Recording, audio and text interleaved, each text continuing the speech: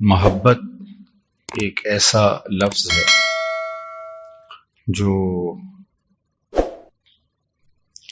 ہم نے اچھی طرح سن رکھا ہے، مفہوم سے آگاہ ہے، اور اس لفظ کی معنویت کو جانتے بھی ہیں اور اپنے اندر محسوس بھی کرتے ہیں۔ کسی کے لیے دل میں ترجیح پیدا ہو جانا، بہت سارے لوگوں میں کسی ایک کے لیے پسندیدگی کی کیفیت پیدا ہو جانا، اور پھر اس کا دل میں استقرار ہونا، یعنی وہ پسندیدگی جم جائے دل میں، تو اس کو محبت کہا جاتا ہے۔ اس کے لیے ود کا لفظ بھی قرآن مجید میں آیا ہے، اور بھی مختلف کلمات لفظ محبت کے لیے استعمال ہوئے۔ عربی لغت میں تقریباً 60 کے قریب الفاظ ہیں جو اس لفظ کے مفہوم کو بیان کرتے ہیں، تھوڑے تھوڑے فرق کے ساتھ۔ بہرحال یہ ایک فطری جذبہ ہے، اور جب سینے میں دل ہے تو دل اس جذبے کی آماجگاہ ہے۔ اقبال نے کہا تھا، شیشہ دہر میں مانند مائے ناب ہے عشق، روح خورشید ہے خون رگے مہتاب ہے عشق، دل ہر ذرہ میں پوشیدہ کسک ہے اس کی، نور یہ وہ ہے کہ ہر شے میں جھلک ہے اس کی۔ تو اس کی کرشمہ سازیاں، اس کا اثر، اس کی تاثیرات، اس کے اثرات ہر دل میں موجود ہیں۔ تو دل ہوگا تو کسی کے لیے اس میں رجحان پیدا ہوگا، پسندیدگی آ جائے گی۔ بہت سارے لوگوں میں کسی ایک کو آپ ترجیح دیں گے، اور وہ ترجیح، وہ پسندیدگی جب دل میں استقرار پذیر ہو جائے، جم جائے، ٹھہر جائے، اپنی جگہ پیدا کر لے، تو اسی کو محبت کہتے ہیں۔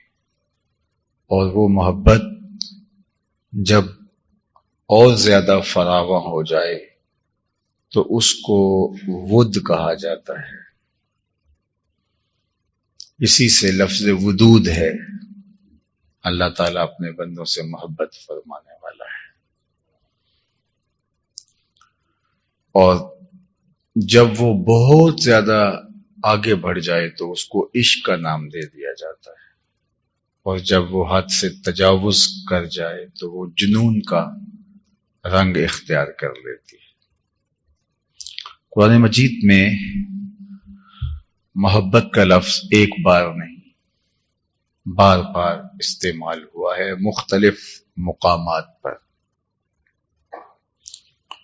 احادیث میں محبت کا لفظ کثرت کے ساتھ استعمال ہوا ہے۔ باقی عربی، اردو، فارسی شاعری تو بھری پڑی ہے محبت اور اس کے متعلقات سے۔ یہ طے شدہ ہے کہ جب ہم سینے میں تڑپتا ہوا بےتاب دل رکھتے ہیں تو اس میں ضرور کسی نہ کسی کی چاہت ضرور ہوگی، اس کے بغیر دل رہ نہیں سکتا۔ تو ہمیں اللہ جل شانہ کی، اس کے پیارے رسول صلی اللہ علیہ وآلہ وسلم کی، حضور کے اصحاب کی، حضور کی اطرت پاک کی، آقا کریم علیہ السلام کی متعلق جتنی بھی چیزیں ہیں ان سے محبت کی تعلیم ارشاد فرمائی گئی ہے، اور ارشاد کیا گیا، والذین آمنوا اشد حبا للہ، جو اہل ایمان ہیں وہ اللہ سے شدید محبت کرتے ہیں، ٹوٹ کے چاہتے ہیں اپنے رب کو۔ تو اللہ کی محبت واجبات شرعیہ سے ہے، اسی طرح اس کے پیارے محبوب علیہ السلام کی محبت بھی واجبات شریعت سے ہے۔ ارشاد فرمایا لا یؤمن احدکم حتی اکون احب الیہ من والدہ وولدہ والناس اجمعین، اتنی دیر تک کوئی شخص مومن نہیں ہو سکتا، یعنی کامل مومن نہیں ہو سکتا، جب تک وہ اپنے ماں باپ سے، اپنی اولاد سے، تمام لوگوں سے زیادہ مجھے محبوب نہ جانے۔ حضرت عمر رضی اللہ تعالی عنہ نے عرض کی یا رسول اللہ صلی اللہ علیہ وسلم، میں کائنات کی ہر شے سے زیادہ آپ کو محبوب سمجھتا ہوں، لیکن اپنی جان سے زیادہ نہیں۔ وہ انہوں نے جو اپنی کیفیت تھی وہ حضور کے سامنے رکھی، تو آقا کریم نے فرمایا پھر تمہارا ایمان مکمل نہیں ہے۔ تو حضرت عمر بولے کہ حضور میری اب کیفیت یہ ہے کہ مجھے آپ جان سے بھی زیادہ محبوب ہیں۔ ہمیں الان یا عمر، عمر اب تمہارا ایمان مکمل ہو گیا۔ سیدنا علی المرتضیٰ رضی اللہ تعالیٰ عنہ فرماتے ہیں صحرائی سفر میں میٹھے پانیوں سے زیادہ ہمیں حضور محبوب تھے، مطلب کیا جان سے زیادہ محبوب تھے۔ صحرائی سفر میں جب زندگی تلخ ہو جائے اور اگر پانی نہ ملے تو بندہ آغوش موت میں اتر جائے گا، تو اس وقت پانی زندگی ہوتی ہے۔ تو کہا کہ حضور ہمیں ان ٹھنڈے میٹھے پانیوں سے بھی زیادہ محبوب تھے، یعنی زندگی سے زیادہ محبوب۔ اللہ اکبر۔ اس طرح باقی سارے اصحاب کی زندگیاں دیکھ لیں، حضرت ابوبکر رضی اللہ تعالیٰ عنہ کی زندگی دیکھ لیں تو حضور کے ساتھ ان کی محبت کا علاقہ، حضور کے ساتھ الفت کا ربط و رشتہ، یہ کائنات کا انوکھا باب ہے۔ جان ہے، مال ہے، اولاد ہے، وطن ہے، سب کچھ قربان کر دیا۔ بلکہ میں آپ کو بتاؤں کہ محبت کا ایک انوکھا رنگ دیکھنے کو ملا، وہ یہ کہ آپ جب اپنے پیارے سے، اپنے محبوب سے مخاطبت کرتے ہیں تو اس کے آداب کے ساتھ نام لیتے ہیں، اس کے القابات پکار کے اس سے مخاطبت کرتے ہیں، لیکن جب ہنگامی صورتحال ہوتی ہے تو اس وقت آپ وہ آداب، وہ القابات بھول جاتے ہیں۔ آپ کی ہمسائیگی کے اندر بہت معزز شخص رہتا ہو اور آپ جب بھی اس سے مخاطبت کرتے ہوں تو دو چار القاب، جناب والا، حضرت، محترم، جناب، اور پھر آپ محو کلام ہوتے ہوں، لیکن گھر میں کوئی حادثہ ہو گیا، چور گھس آیا اور اس طرح کی کوئی بات ہے تو آپ مدد کے لیے اس کو پکاریں گے، ہنگامی صورتحال سے آگاہ کریں گے تو سارے القاب آپ کو بھول جائیں گے، آپ کو صرف اس کا جو معروف نام یا لقب ہے وہی یاد رہے گا۔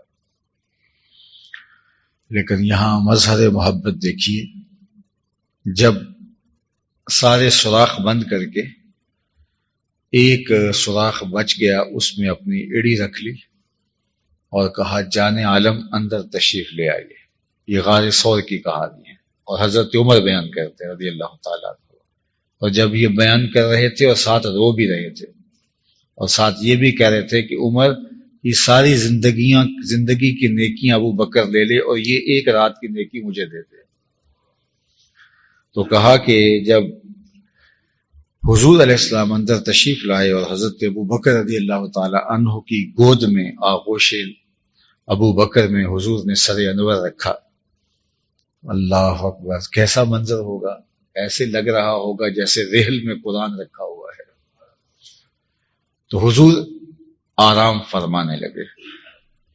تو سانپ نے جب سارے سوراخ بند پائے اور جہاں انسانی گوشت دیکھا وہاں ڈنگ مارا، تو اچانک تو چیونٹی بھی کاٹ جائے تو انسان بے چین ہو جاتا ہے، حالانکہ اس کا ضرر نہیں ہوتا، لیکن سانپ کا ڈنگ اور پھر زہر بدن میں سرایت کرنے لگا۔ لیکن حضرت سیدنا صدیق اکبر رضی اللہ تعالیٰ عنہ کو حضور کے آرام کا اتنا خیال تھا کہ انہوں نے اپنی ٹانگ کو جنبش نہیں ہونے دی، مخافۃ ان یتنبہ رسول اللہ صلی اللہ علیہ وآلہ وسلم، اس ڈر سے کہ کہیں حضور بیدار نہ ہو جائیں۔ سانپ کے ڈنگ کی وجہ سے میری ٹانگ میں جنبش آ گئی، حرکت آ گئی تو حضور کی نیند میں خلل آئے گا، تو انہوں نے اپنی ٹانگ کو جنبش کیوں نہ آنے دی؟ مخافت، یہ بخاری کے لفظ ہے، مخافت ان یتنبہ رسول اللہ صلی اللہ علیہ وآلہ وسلم کہ کہیں حضور بیدار نہ ہو جائیں. تو ساری توجہات ادھر جڑی رہی کہ میری ٹانگ کو جنبش نہ ہو، اور وہ ڈنگ پہ ڈنگ لگا رہے اور زہر سرایت کر رہے اور بدن میں درد کی ٹیسیں اٹھ رہی ہیں، اور آپ پوری طرح سے فوکس کیے ہوئے ہیں اپنی ٹانگ کو کہ اس کو جنبش نہیں آنی چاہیے کہ حضور کی نیند میں خلل پیدا نہ ہو. تو ساری توجہ ادھر لگ گئی اور بے اختیار آنسو ٹپک کے حضور کے رخسار پہ گر گئے، اور آقا کریم علیہ السلام بیدار ہو گئے اور کہا ما لک یا ابا بکر، ابو بکر کیا ہوا؟ ابو بکر ما لک یا ابو بکر کیا ہوا؟ تو اب یہ ہنگامی صورتحال تھی، سانپ ڈنگ پہ ڈنگ لگا رہا تھا. تو اس مشکل صورتحال میں آپ کا کوئی جتنا بھی عزیز ہو، آپ القابات چھوڑ دیتے ہیں، آپ وہ جو اسلوب ہے آپ کا کلام کا اس کو ترک کر کے ہنگامی صورتحال میں طریق کلام کا بدل جاتا ہے.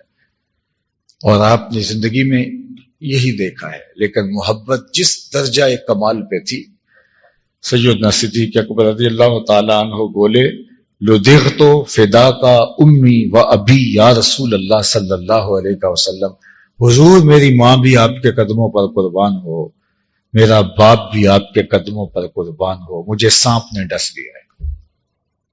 سانپ بھی تو پکارا جا سکتا تھا، لدغتو بھی تو پکارا جا سکتا تھا، حیاتن حیاتن سانپ کہا جا سکتا تھا.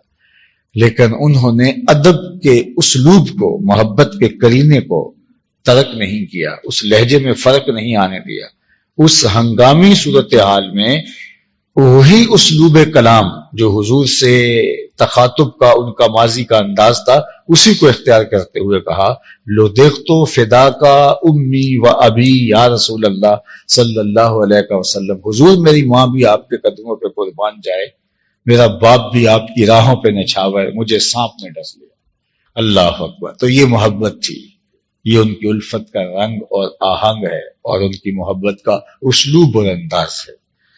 تو محبت تو واجبات شرعیہ سے ہے، اور ہر ایک شے سے زیادہ حضور علیہ السلام سے جب تک محبت پیدا نہیں ہوتی اتنی دیر تک وہ محبت ہی نہیں شرعاً مانی جائے گی. اس محبت کا تقاضا شریعت میں کیا گیا ہے جو سب سے زیادہ محبوب کریم صلی اللہ علیہ وآلہ وسلم سے ہو. محمد ہے متاع عالم ایجاد سے پیارا. مورخ اسلام حفیظ جالندری کا اسلوب کتنا دل آویز ہے. محمد ہے متاع عالم ایجاد سے پیارا، پدر مادر برادر مال جان اولاد سے پیارا.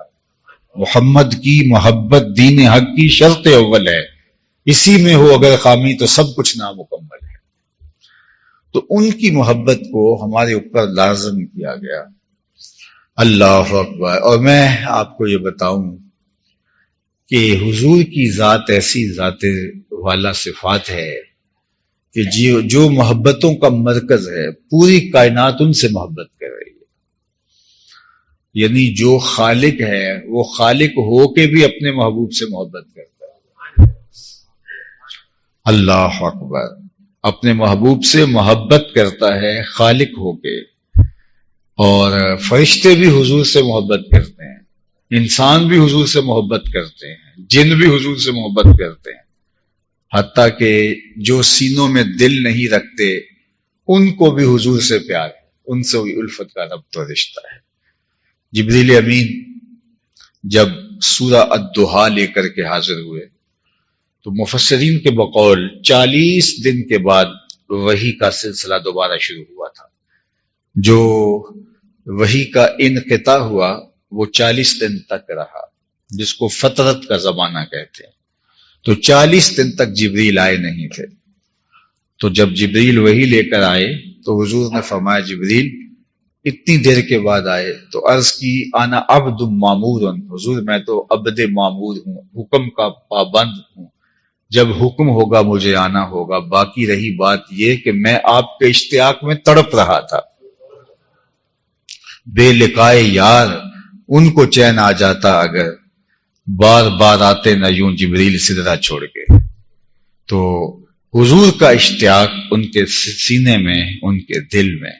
مسلمان تو خیر ٹوٹ کے محبت کرتے ہی کرتے ہیں، لیکن حضور کی محبت انسانوں کے کلیجے میں اور ان کے سینے میں اور ان کے دلوں میں تو ہے، لیکن آؤ تمہیں میں ایک انوکھی اور البیلی کہانی سناتا ہوں محبت کی۔ امام بخاری نے اس کو نقل کیا ہے اور امام سمہودی نے الوفا کے اندر اس کو بڑی تفصیلات کے ساتھ بیان کیا کہ حضور مسجد نبوی میں تشریف فرما ہوئے، خطبے کا بھی آغاز ہی ہوا تھا کہ ایک جانب سے رونے کی آواز آنے لگی، اور رونے والا اس درد سے روتا ہے کہ لگتا ہے کہ اس کا کلیجہ پھٹ جائے گا۔ صحابہ دائیں بائیں دیکھتے ہیں لیکن رونے والا دکھائی نہیں دیتا، لیکن اس کی آواز صحابہ خود روایت کرتے ہیں کناقۃ الخلوج، جس طرح اونٹنی کا بچہ گم ہو جائے اور جس طرح وہ چلاتی ہے اور چیختی ہے، تو رونے والے کی آواز کچھ اس طرح سے تھی۔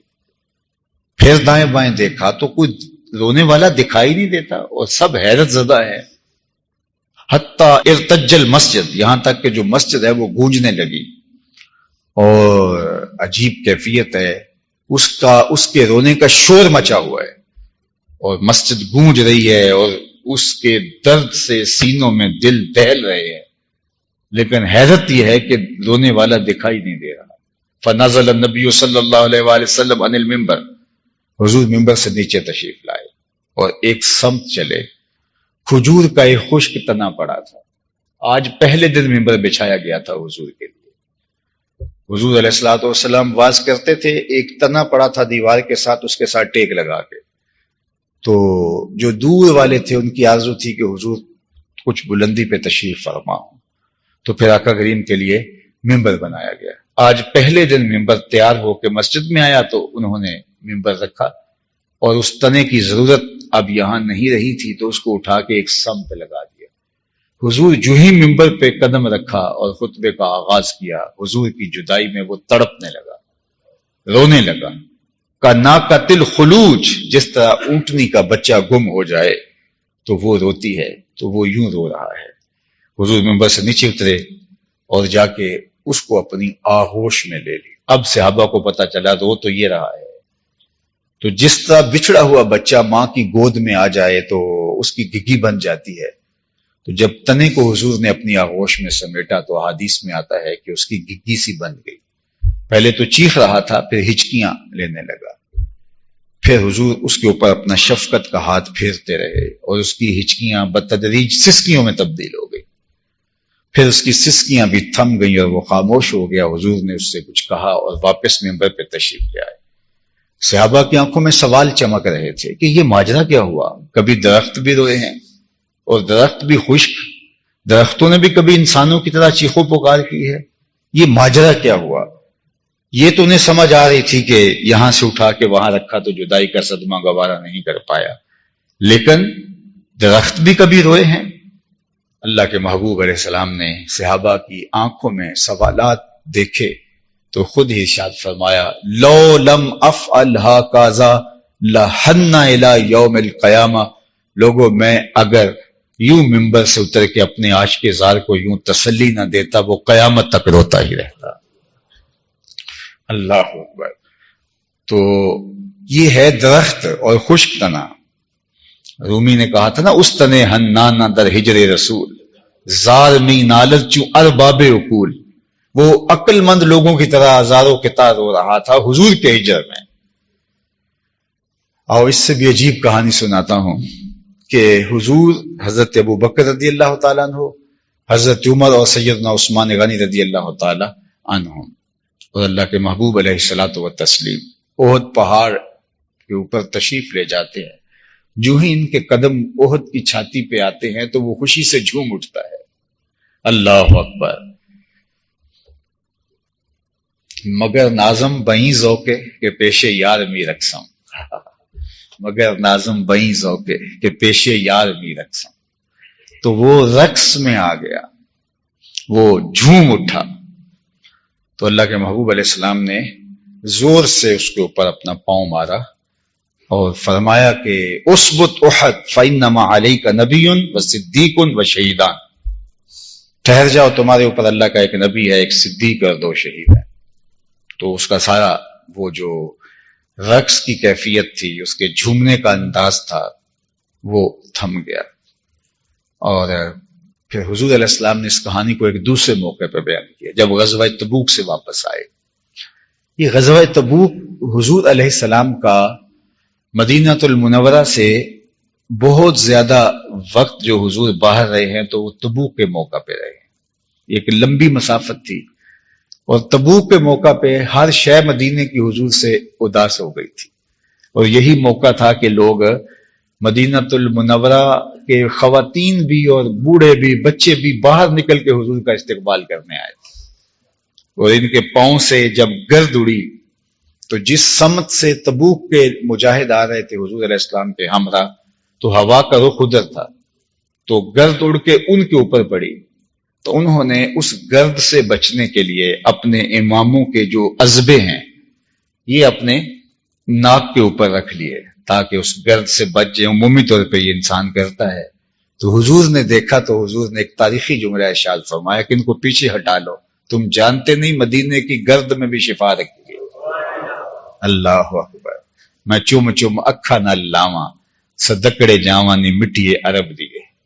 اور اقبال نے کہا تھا خاک طیبہ از دو عالم خوش ترست، خنک شہرے کے آنجا دل برست۔ اللہ اکبر۔ فرمایا اس کی مٹی میں بھی شفا رکھی گئی ہے۔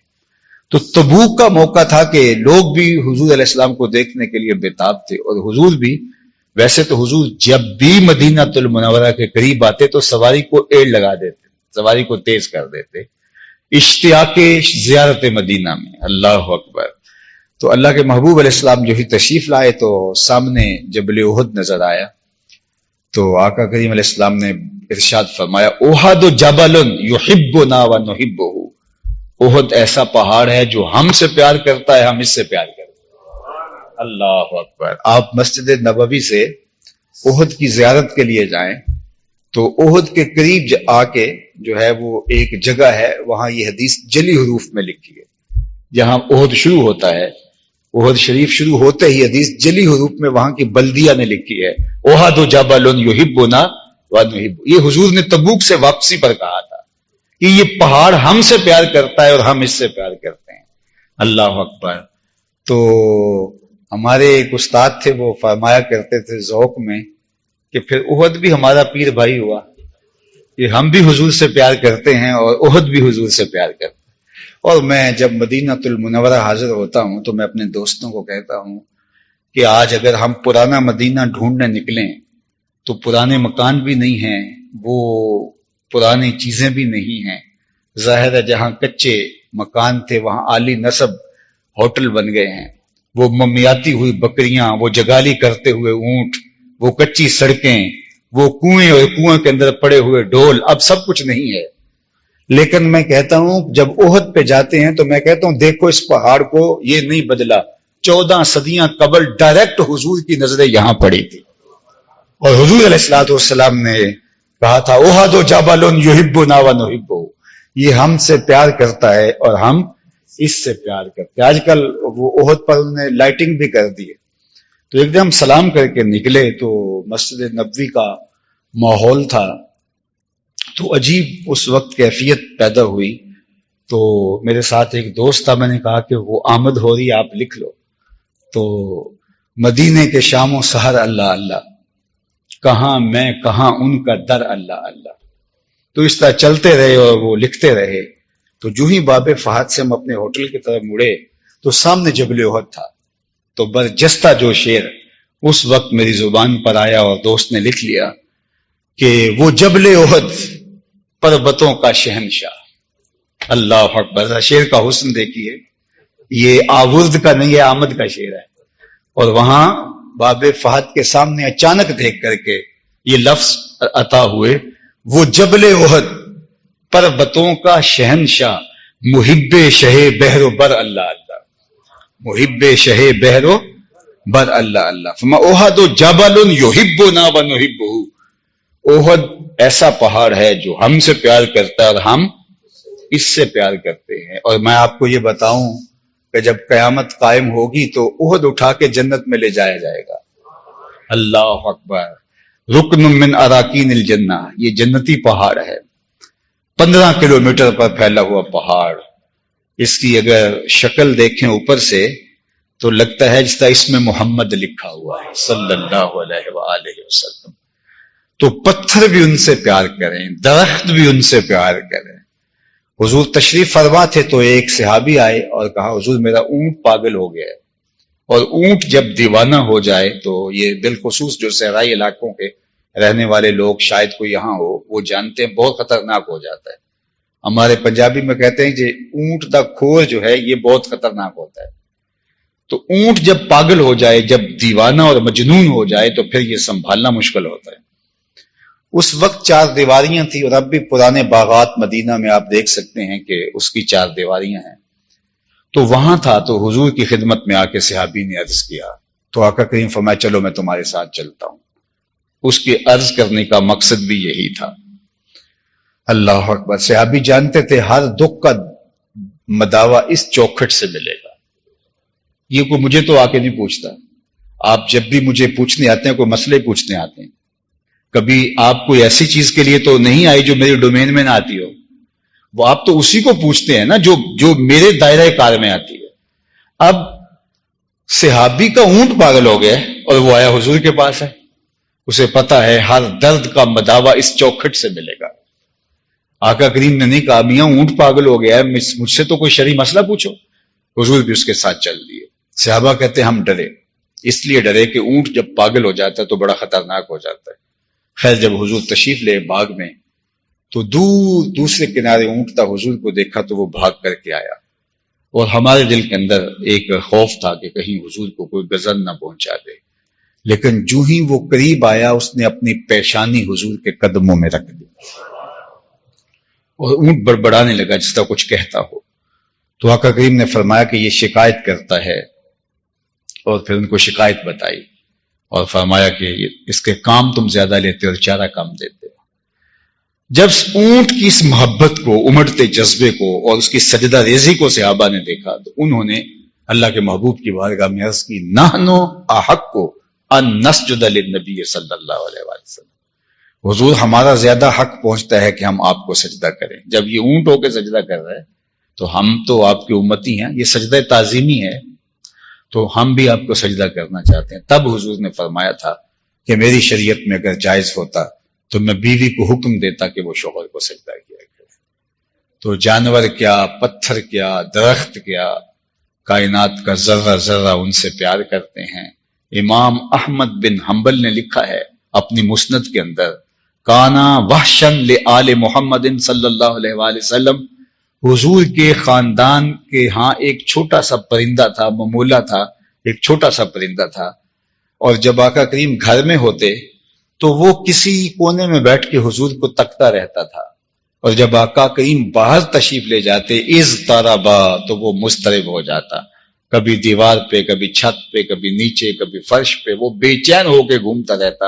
اور جب حضور دوبارہ تشریف آتے اس کے دکھی دل کو دوبارہ قرار آ جاتا.